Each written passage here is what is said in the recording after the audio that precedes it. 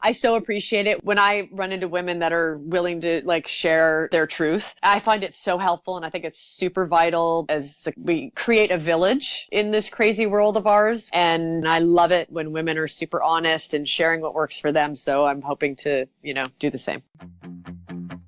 Welcome. You're on air with Ella, where we share simple strategies and truths from people who are doing something better than we are.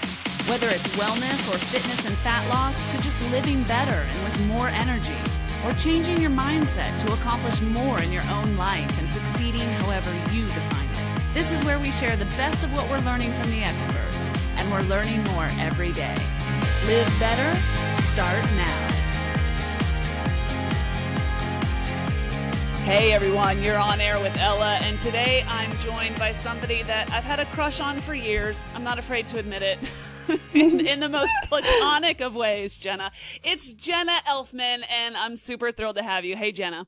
Hi, Ella. Thank you. I just want you to know that I hit the cold brew coffee a little bit too hard this morning, and I was like, I need to go run this off before I get Jenna on the air, or she's just going to be like, turn it down, like make it stop. No, I'm the exact same way, and I had a teacher in, I think it was like 6th or 7th grade, duct tape my mouth shut. So shut up. I mean, as horrific as that is, I'm familiar with being a high energy person. So wow, things have changed in school. Yes, they have.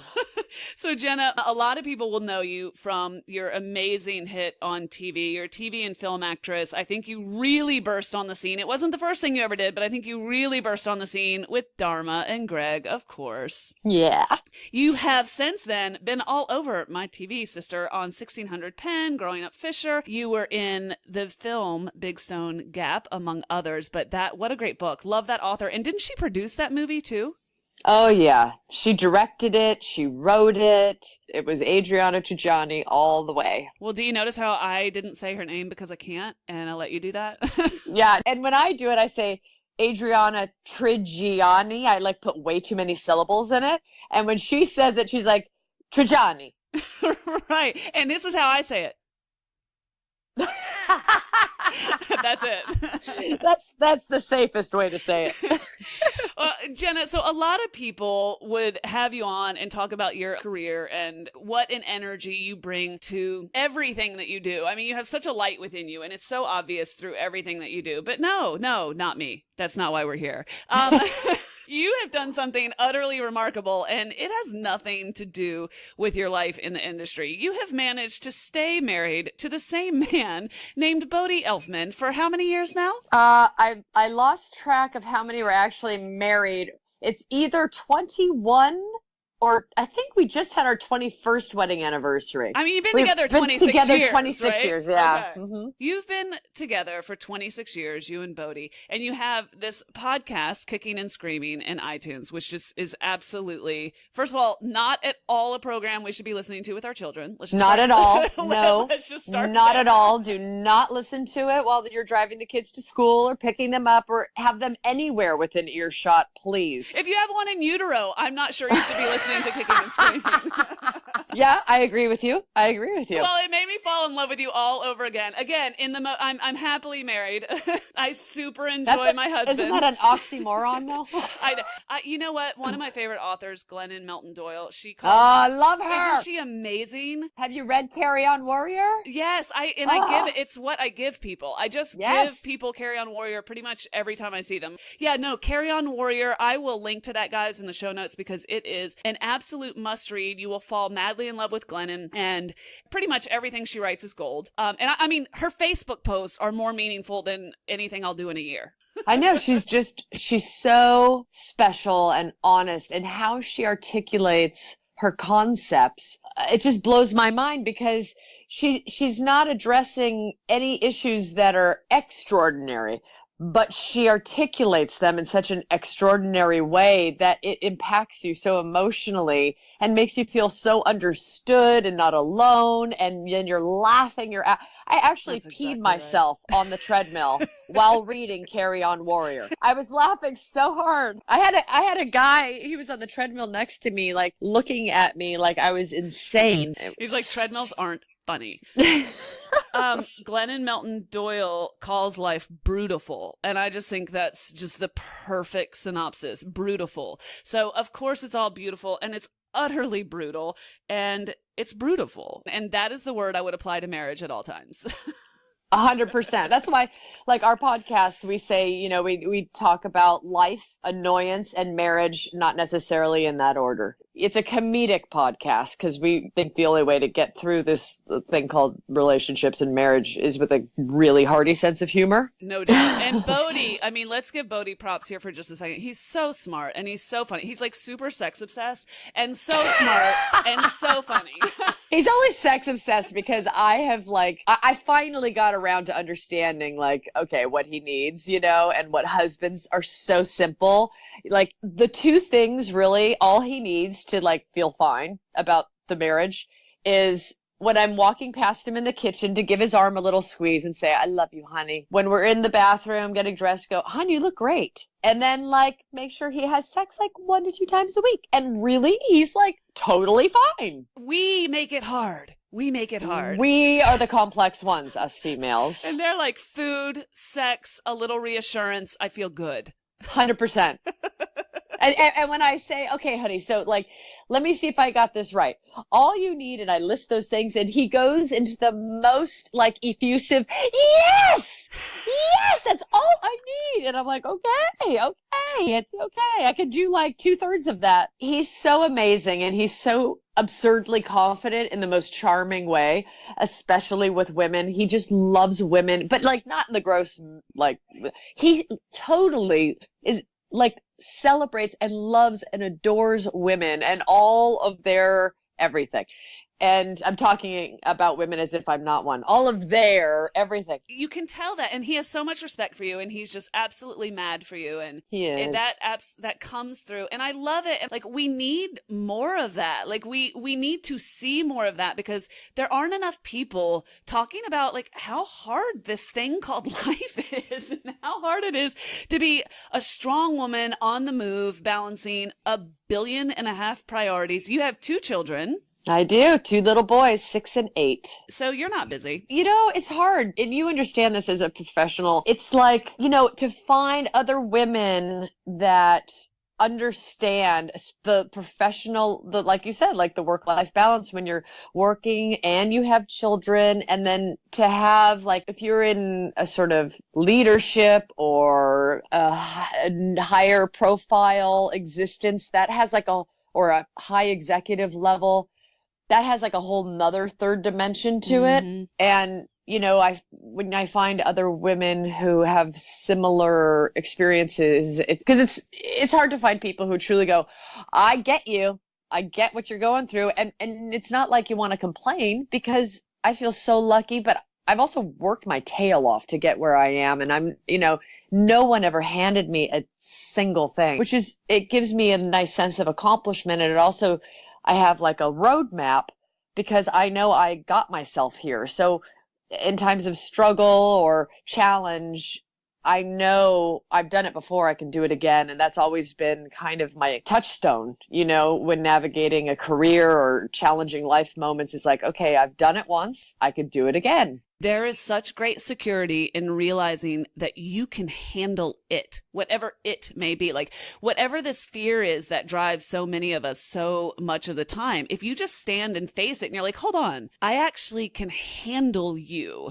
There's so much power in taking that head on and being wait a minute, I've done this before. I can do this again, just like you said. And what is the worst case scenario in any decision? I mean, you have a very public life in a lot of ways. Other people, though, they have the same feelings in an entirely different context, right? Maybe they have to stand up for themselves in a situation or in a relationship or in any sort of context, or perhaps they're trying to appear perfect at all times.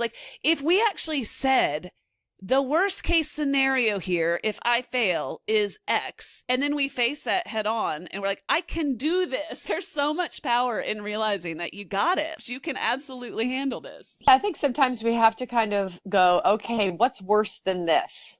Yeah, we create this threat of failure in so many things that we do. Well, I think this is what I do a lot. Like if I'm faced with a situation that seems daunting or overwhelming, or I don't have a point of reference for, or whatever, I sort of go, and it's starting to like make me go like, ah. I go, okay, what's worse than this? Mm-hmm. And then once I look at what would be like a way worse version of the problem I have in front of me, I then come back to my problem and suddenly I start coming up with solutions because I can face it better because I've faced something worse. It gives you a perspective and allows you to actually probably be grateful that you have the problem that you have. Yeah, and I think it does. And so suddenly my problem doesn't seem as bad, and it helps it unhinge it a little bit too, because sometimes when you're in a situation, if you kind of like view it from a different angle, or I'll go, what's the ideal scene? Okay, so then what am I faced with here? And so I'll kind of get on either side of the problem on like, what's the ideal? Okay, what's worse than? And it just sometimes helps me sort of navigate a way into finding what might be a solution. And it kind of takes me off that fixated point of the apparency of no solution. And this is one of the reasons that I wanted to talk with you. It is very, very clear that you are balancing many, many plates, spinning those plates, keeping them up in the air. And I think that it's so important for strong, successful women to be completely honest with one another about where we are and what's going on and what it really truly looks like, because we're so busy like living the Instagram life. Do you know what I mean, Jenna? I do. I see it. And I'm, as a public figure, I know the amount of deception that can come from any kind of media, even social media, because what I think people forget is like, and it's like the Instagram phenomena is so funny. It's one moment in time captured. I know people, I see their lives, and I know what it looks like on Instagram, and I know what it looks like in real life. And, there's nothing wrong. I mean, it's like Instagram, but you as the viewer of these social media things it's our responsibility as viewers. It's to like differentiate and to be able to think logically about what we're looking at. It is one moment in time and it's someone's creation. But that's insane of us to think that that's their life really, because it's one snapshot in time. And all of us are living these like, we have glorious moments and we have annoying and horrible moments. We're not going to put our horrible moments on Instagram. No, so that's it's just like the highlight reel. Yeah, it's the ideal. We're constantly like putting up this ideal. And there's nothing wrong with that either, because there's an aesthetic to that. But, I think we have to know that what you're looking at doesn't necessarily mean that that's the person's whole existence, obviously. I mean, it sounds ridiculous to even have to articulate that, but it is, because we just get so inundated with these images. We forget to differentiate and think logically about it. But tell me about your journey a little bit, because you live primarily in Southern California, right? And have. Yeah, I'm born and raised in LA, and so is my husband. LA is the Instagram of geography. Do you know what I'm saying? Like, sure. I mean, I love everything that the city affords you. And then like, there's something about the vibe where it feels like high school all the time, because everyone's looking around. Like literally you walk into a nice restaurant and somebody looks at you to see if you matter. Of course. Yeah. How did you come through this with your head firmly on your shoulders, with self-confidence, and still standing? Tell me what that looked like for you. My mom and dad, I was raised very traditionally and normally, and nothing extreme or strange or upsetting or tragic. Like I had a really nice, consistent, we're human beings. It wasn't always glorious, but for the most part, there was more right than wrong on my parents. And I came fully loaded with my own goals and purposes and feelings about my fellow human beings. And then, I went through that teenage patch and rebelled and did all of that. But I got with Bodhi at a very young age, at 19. I've been with my husband since I was 19. So I had like 2 years, where I was really rebelling, and, I tried pot and did that and was doing that. And I really noticed it changed my personality, where I was a very sensitive and caring and warm person. Like I really cared about other people's well-being and was interested in other people. And then I was like, started smoking pot, and I started just like not caring so much. And I was more cynical and like judgmental. And it really, really did change my personality. And then I got with Bodhi, who was raised entirely different than I. To say the least. Yeah. Well, we just filmed a podcast with his mom, and we talk all about his upbringing and so what you that can looked tune like. in for that story, and it is a wild ride, so buckle up. It really is. And he saw everything by the age of 8, and it made him want just kind of like a simple life, and without all the drama and the drugs and the. When I got with him, he's like, I'll bet you $100 you're not going to go a week without smoking pot. I was like, oh yeah, I totally fell for it. And I was like, oh yeah, what? And that was 26 years ago, and I haven't touched drugs since. And I got my $100. But Bodhi really coming into my life helped me a lot. And he always seemed to just see who I really was, and has been my hero of who I really am. And he's always been my protector of that. He encourages me. And that was a big deal. Like, he's encourager.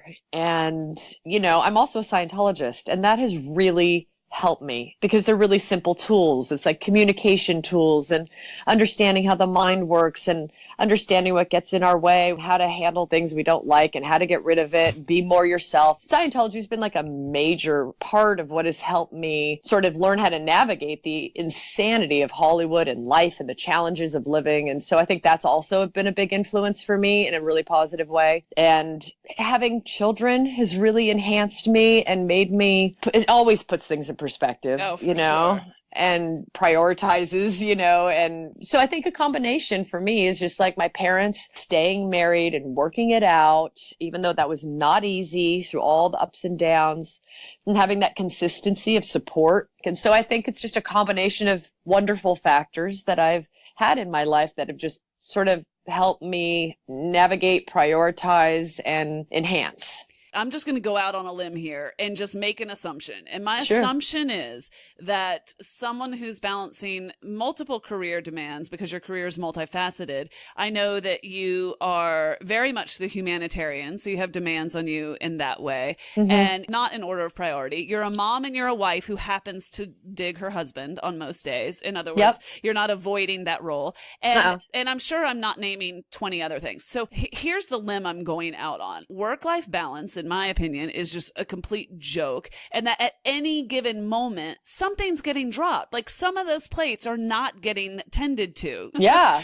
and sometimes they fall off and they chip a little bit. And the thing I think we aren't honest enough about is that you can't do, like, yes, you can absolutely have everything. I view my own life that way, really, really rich in 360 degrees, but not at the same time, for the love. Like, no, it's true. Everything's a trade-off. I have an analogy that seems to through trial and error and, many tumultuous situations of learning curves. I realized, okay, so those equalizing boards, like a sound mixing board? Oh, yes, so, yes. Okay. Like the DJs, you would see a DJ in a booth moving those buttons up and down, or someone in a recording studio, or a really gifted podcaster. Yes, which is not me. Not me. But yeah, okay, so there's all the levels that slide up and down. Okay, so like no beautiful symphony or mix of sound has all the levels up at the same time. But there is like a median, like in the middle. So how I realized my life, because you also want to fully commit and do what you're doing while you're doing it. Otherwise, you start feeling like a dispersed, hysterical, crazy person trying to do everything at the same time, which violates natural law. So I want to really be very good at what I'm doing in all the areas I'm doing it. But you can be very good in all these areas, but you can't do them all at the exact same time. I have like two little analogies that just kind of help me stay oriented. Because obviously if I'm here in New York for my new TV show, just got picked up with ABC. I'm here doing this. I had like a 12-hour press day straight. Obviously my kids are like back in LA. They're not here with me. So I'm not doing that hat very well right now because it's impossible. But those, as long as the levels, because so at any time that you're fully doing something, then the other things are being quote unquote sacrificed. But I just try to keep all the levels above the midline so that then they can move up and down, but they're all staying above the survival make break point. So that's my sort of concept where I go, okay, like they're doing good, but if I stay away from them too long, that's going to go below that mid level. Or if I am, solely doing everything mom, everything all day, then I'm not putting any attention on my craft or my career. But I also, while I'm navigating those things, I try to make sure I am fully doing them while I'm doing them, so that I'm actually moving the needle in all those areas. And when I'm with my kids, I am totally doing that. And then when I'm not doing that and they're off at school and, doing things, I'm fully doing these other things. But it's not easy because there's a million things pulling your attention at any given time. And also my husband's sitting there like a little doggy, like, pulling, like, grabbing my pant leg and like pulling on it. And so, and he always falls to the bottom of the totem pole, because I'm like, you're a grown up, you can handle yourself. And he's like, but there's a dynamic here that needs caressing, and I'm like, oh, you know what? You're right. Because before children, there was that union, and that union made the children. So that union actually sometimes needs to come before the children at moments sister. To make sure it's strong and there is a good foundation. Because if that gets all wonkadoodle, the kids feel it, and then that affects them negatively. So sometimes, you got to sacrifice a little time with the kids to make sure you're keeping your time with your spouse or partner in and keeping that solid. So it's the equalizing board. Jenna, where does taking care of yourself fit into that picture? Is that the first thing to go for you, or do you have to do some kind of movement every week, or you go insane? Like, talk to me about that piece. That is the one that I probably is the most challenging, because my husband just like says I put everything before myself, because I think women are just natural caretakers, and so, martyrs. 100%. You know what 100%. I mean? We really are. And we're like, 100%. I'm getting fat because I'm taking care of you. It's no, not but really it's, about it's that, an easy excuse. It's right there in my back pocket. You know what? It's always there, and it's completely valid all the time. That's why it's so hard. Yes. Taking care of me. Let's see. Okay, that involves, so there's like a little checklist. Yeah, what does that look like for you? Okay, now, not all the items are checked, but the list is this. Okay, sleep is my primary. That one I do protect. And I really, really, actually really protect that and make sure that happens, because if that is not happening, I'm horrible in every other department of life. It just destroys everything. Like, you're not going to exercise. You don't care about eating healthy. Screw the water. I'm going to drink more coffee, burn out my adrenal glands. Now I'm even worse. I mean, just, it's a downward spiral of, I need my sleep. I'm going to get my sleep. Like, I will fiercely protect my sleep. So that's that. I make sure I really, really, really try, because I drink coffee, but I try to be very reasonable about it. But I drink a ton of water. Unless it's a special occasion, like once every 3 months, I do not drink alcohol. Like, we're sitting here talking as women about all the challenges we face. I just have no time for the effects of alcohol in my life. I will happily enjoy half a glass of wine as kind of my gig. Like, if I went crazy all out, it'd be like a glass and a half of wine. Yeah. And one thing that I've just noticed that I'm getting very protective of, just like my life force. Like, I want to always show up with that force. Does that make sense? Yes, 100%. That's the same word I use, is life force. We have enough things in life that dim or challenge our life force. So it's the equalizing board, but there's certain big obvious ones that I just don't put on my board. It's just not one of the elements. Yeah, so sleep, water, no alcohol. I try to just do coffee in the morning, but sometimes I need it in the afternoon a little. It can happen. I definitely take vitamins. Okay, I have to ask, which ones do you take? Have to. I mean, just like, what are kind of your go-tos? Okay, well, I mean, I do, several times a year, do blood tests and like stay on my vitamins and hormones. And that's a whole nother thing I'll say. But, I keep in my vitamin C, my magnesium, my doctor checked my magnesium, checked a blood test for my magnesium, and I run low in magnesium. So I take extra magnesium to keep those levels up. So I have my calcium, my magnesium, my vitamin D. I take adrenal support that he muscle tests me for, and we change it up because my body will start getting used to it. And so it's not as, just herbal supplements that I get through my doctor and he monitors, and it's costly, the supplements, but I feel my philosophy on that is I'd rather spend the money proactively on vitamins than on hospital bills later for ill health that could have been prevented.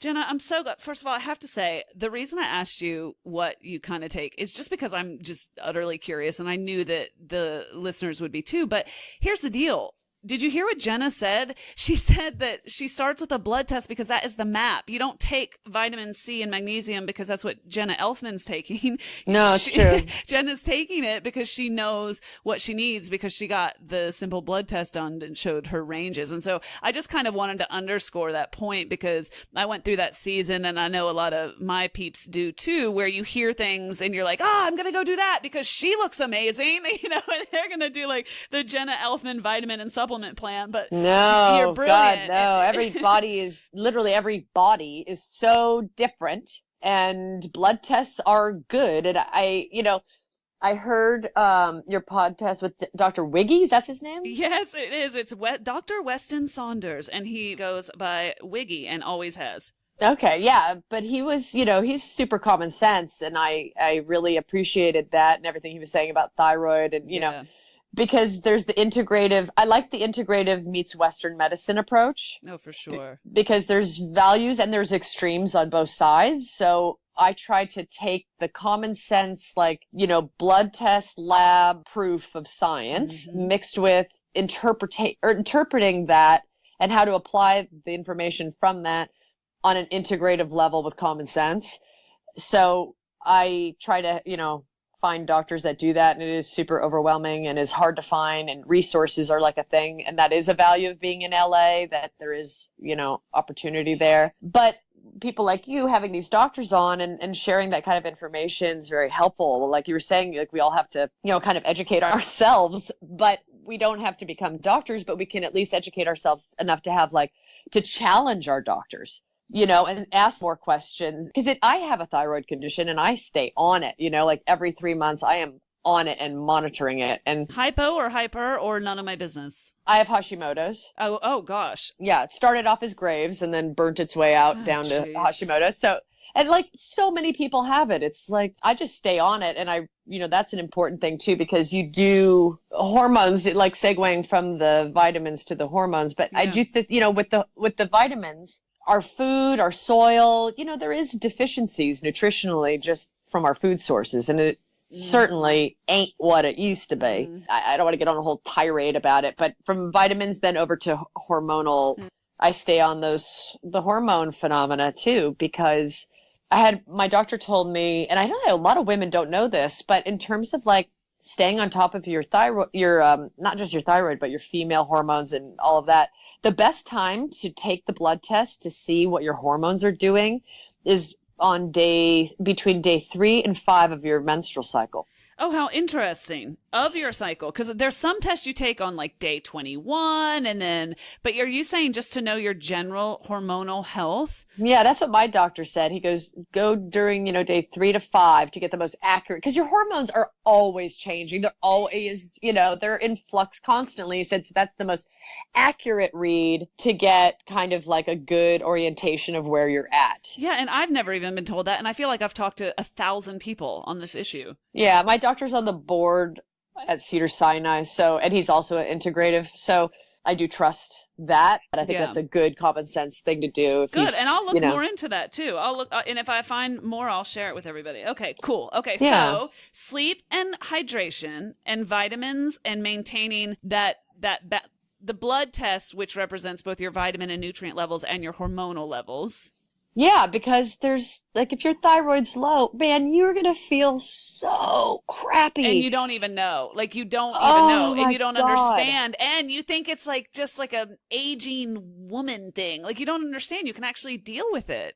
No, but it's true. And I think, women are so easily disregarded at this. You start hitting a certain age and it is like, perimenopause, menopause, and like Dr. Wiggy was saying with low thyroid, all those things playing together, and then they'll just throw women on antidepressants. And that makes me so angry because women are so vital to the sanity and love and care of this planet. And if you start treating them with these drugs that have nothing to do with the reason they're feeling that way, it's literally, you might as well just take out a gun and shoot them. Like, it's the same thing to me. And it really angers me that they're being duped and being sold a bill of goods when they haven't even had a physical. Yeah, it's an anesthesia that we don't need, and it's putting a population to sleep. Completely. And making them go psychotic. Yeah, I'm getting all riled up. No, it is. It's like, every now and then you got to raise your voice a little on the subject. But I think what you're doing is important, and that women are talking about it and sharing their knowledge and sharing it, going, find out for yourself. You know what I mean? But here's some highlights and here's some guidelines to go look for and go check it out. And I think it's important. And I always appreciate it when women share their knowledge with me. And I don't take literal what they're saying. I think with it and I go, what's true for me? Okay, that makes sense. Okay, that doesn't totally work for me, but maybe that worked for them. But this is something interesting, or that opens the door to more searching of something that might be an answer for me, or, so we all have to also take responsibility for our own computation on how we're thinking with things or interpreting them for ourselves, and make sure we just keep our own reality intact on it. Love it. What's true for me? Love it. Okay. So sleep, hydration, vitamins, hormones. What about movement and food? I love that you're an eater, so I can't wait to get to that one. I love food. I love eating. That's why I love you. I'm like, oh my gosh, there's a woman in Hollywood and she admits to eating carbs. I love her immediately. Yes. I was a ballerina my whole life. I was a professional dancer on TV and film and everything before I started acting. And I saw so much anorexia and bulimia, and I couldn't do it. I tried it for one day when I was a teenager. I was like, okay, let me try, because, and actually I was completely a skinny rail naturally. I wasn't doing it to lose weight. I was doing it to I wanted to understand what my friends were doing. And I was like, I'm going to try this for a day. And I went a whole day and I had an apple the whole day because that's what my friends were doing. And I was like, it came time for dinner. And I thought, if I'm going to keep this up, the only way to maintain this is if I hated myself and wanted to punish myself. And I went, that's what it is. And I went, I don't have any interest in punishing her. I don't hate myself. I'm going to eat dinner. And so I was done with that. But it made me understand a little bit more what these girls were going through and what it isn't for me. And, but I just think I try to eat organic, and it's more expensive. So it's challenging for people to navigate where and how they're using their money when money's already a problem. So I think if you have to pick where you're going to spend your money, I'd say if you are a meat eater, try to eat the cleanest version of meat possible, because you are getting a worse load of toxins if you're eating crappy meat sources. Anything's an improvement. Like when people start to get overwhelmed here, I just say, start where you are, use what you have, and do what you can. And whatever is better than before is better. So whatever is better today. 100% agree with you. 100%.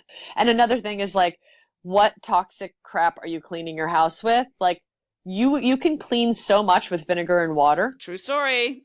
And getting rid of, like, or the certain detergents and things that are like on your skin and on your kid's skin. There's just certain places you can start and make small changes that will greatly reduce the toxic factor. Mm-hmm. And taking your shoes off at the door when you come in reduces the lead in your house by a lot. Are you serious? Yes. Okay, making a note, looking it up. No, do a little research on that one. It. And it's a simple thing of just leaving your shoes at the door. Yeah, it's a big deal. All right. Okay. So anyway, I'm just trying to share all of my things that I use. I don't want to sound like I'm on a high horse or anything. And it's just what works, what I've, try to implement. Okay. So the exercise thing, I'm super high-low on that. Like, I'm either really good or I'm super sucky. active and inactive and active and inactive. I'm obviously feel noticeably better and healthier and look better and have more energy, sleep better, everything when I am regularly exercising. And by regular for me, if I do a good 30-minute walk 4 times a week, noticeable improvement. I love that you said that instead of, I go to Pilates 7 days a week and I try to fit in yoga in between marathons, because that is the picture so many people try to paint. And you are a healthy, vibrant, sexy woman. And you're saying, dude, if I can get out 4 times a week and walk for 30 minutes, like that's my jam. I'm a hero. Are you kidding me? You're like, tie a cape on me. And I'll try to like, if I know I'm like really starting to slip and I'm not getting it in, I'll like park far away from my appointment and make myself walk farther and try to get it in that way, and then take the stairs and not the elevator. Exactly. Like, honestly, this is what I say all the time. I'm like, just anything that gets you in your body, because when life gets crazy busy, we check out of our bodies. Like we dumb it down. We might stuff with food or with alcohol, or we just like dress differently so that our body is sort of invisible to us again. Anything that gets you back in your body and maintains that awareness will eventually accumulate back into the effort, back into the frequency. Yeah, I think they are meant to be challenged in terms of work. They're meant to work. And they actually seem to be at their optimum when they're physically being slightly challenged. And that's like how muscles grow. You challenge them, you work them, you break little fibers from lifting weights, and then they grow bigger and stronger. So And that's how it's the same metaphor for like, you start something new, you hit that wall of the unknown, you struggle, you learn a lesson, and you conquer with more knowledge to do it better. It's the exact same thing with the body. So bodies are meant to be working. So, if you have a meeting and you're running around, it's on the whatever floor it's on, try to take the stairs. Hoof it. And you will get that heart rate up, and then it'll just keep your morale up. And I think that's a good way to like hack it if you're like challenged on time. I also here's a total hack. 2 10-pound free weights in my bathroom under the counter. Oh my gosh, you broke up for a minute. So I just want everyone to understand that you said 2 10-pound free weights and you keep them under your bathroom counter. And I cannot wait to hear why. 1 for each hand, and I'll just do a quick set before bed or whenever I'm like, I got 5 more minutes. It literally takes 1 minute, no joke, 1 minute to do like a good set of like bicep curls and like different arm exercises. Some people need to just probably start with 3 or 5 pounds so they don't hurt themselves, because, there's a lot that goes into that, and core and blah, blah. For me, it comes down to at any time I can just use my body. Yeah. I tried to use it. So while I'm doing brushing my teeth, I do lunges around my bathroom or around my bedroom. I'll be like brushing my teeth, and I'll like lunge around my bedroom while I'm brushing, because you're supposed to brush for a good 2 minutes anyway. So I might as, instead of standing there zoning out, I do lunges, and then I get my heart rate up and get a little toning, and because sometimes that's all I can do. That's all I have time for. That matters. Like, that stuff adds up. And by the way, for millennia, people didn't have Gold's Gym. They just moved. And so what you're talking about is actually much more in line with where we came from. Like, little bursts of effort throughout the day is actually how we were designed and how we evolved to where we are now. Yeah. And burpees are awesome. Burpees I swear you could do nothing but just throw burpees throughout your day and you'd be fit as a fiddle. It's true. And I hate them. Of course you do, because they're horrible. I hate them with everything in my body. But they do create an effect. And also I do notice if I do 10 push-ups before I get into bed, I see a change. You have no idea how happy this is making me, because you've got to listen to episode 3. You would totally dig it. This woman, I will. Okay. She was widowed. Debbie was widowed with 4 kids under the age of 9. I mean, one of them was baby, and her young husband died. She had 4 kids and a muffin top, in her own words. Yeah. And so her whole thing now is she literally grabs like 10 minutes here, 15 minutes there, and she looks like a fitness model. And the goal is not for us all to look like fitness models. My point is these little bursts throughout the day are just extremely powerful. They're truly cumulative, and it's not that hard. Like, where it gets you in your body, and we make it hard. We make it hard. I think society brainwashes us to think it's hard because it's like we're constantly inundated with all of these pseudo universes of Pilates and cycling and all these things. I think women go, I don't have an hour. Well, an hour for the class. It's probably half hour to get there, half hour home. If you're thinking with traffic, Exactly. It's 2 hours of your day just to fitness. Really, honestly, women that are like really have a lot of plates in the air don't have time for that. And what happens is we think, well, we don't have time for that, so I'm not going to do anything. That's exactly right. Because you think that that is the only way to look like that. Exactly and so right. That's when the machine breaks down. So I definitely notice I'm going to be like, okay, I've got 2 minutes before I have to walk out the door. I got everything. And I will drop and do 10 push-ups if I think of it, if I remember to do it. Or before bed, like, oh, I'm so tired. I'm going to, it's like washing my face and doing 10 push-ups before bed is like the most annoying thing ever. Because I'm always too tired to wash my face. I know. And I was telling my mom, she's like, honey, just because I'm like, then I put the kids to bed. I'm like passing out, putting them to bed. And then my husband wants to see me. And then the kids won't fall asleep. Then they're up late. And then I'm super tired. And my husband still wants to see me. And then I'm a bitch to him. And, That's right. And then I'm like, definitely haven't washed my face. Gretchen Rubin calls it too tired to go to bed. Yes, exactly. And my mom was like, you know what, honey, just wash your face earlier in the evening. I'm like, oh, you're a genius. Good idea. But yeah, it's all these little things of take the stairs, park farther away, do some arm raises, do some burpees, do the occasional push-up. All right, very cool. For me, it's always just, I find the best solutions are never like major extreme ones. And that is not the message we get across in the media. No, and if you think they're major extreme and then it's really hard to face and then you just go into apathy. And when you're in apathy, you forget it. Nothing comes out of apathy. So we're constantly going through our life and being inundated with extremes. And then you just go, I don't have the resources. I don't have the time. Screw it. Jenna, I feel like I'm talking to a girlfriend that I haven't talked to in a while, and I have so much I want to say, and there's like never enough time. This has been amazing.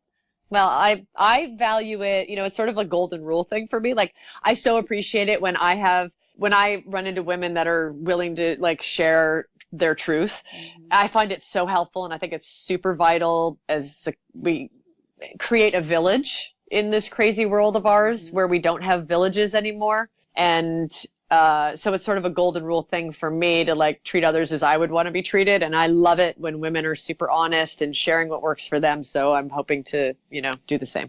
Well, thank you for that, Jenna. And thank you for your time so much. And just for all of this insight and wisdom that was well earned. And I got to ask you, probably my most important question for people who need way more Jenna. And that is, tell us about the show, where to find you really quick. Oh, sure. Well, the show's called Imaginary Mary, and it will be on ABC mid-season.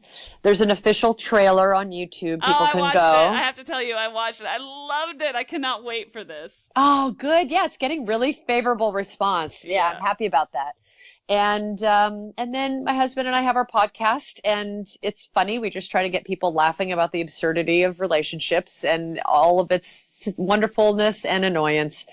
And that's called Kicking and Screaming. And then, just on social media, everything is just at Jenna Elfman. All right, Jenna Elfman. We'll share all of that and make it super easy for people to find you. And I just want to congratulate you on your new show coming up, Imaginary Mary. And I just wish you so much success and balance.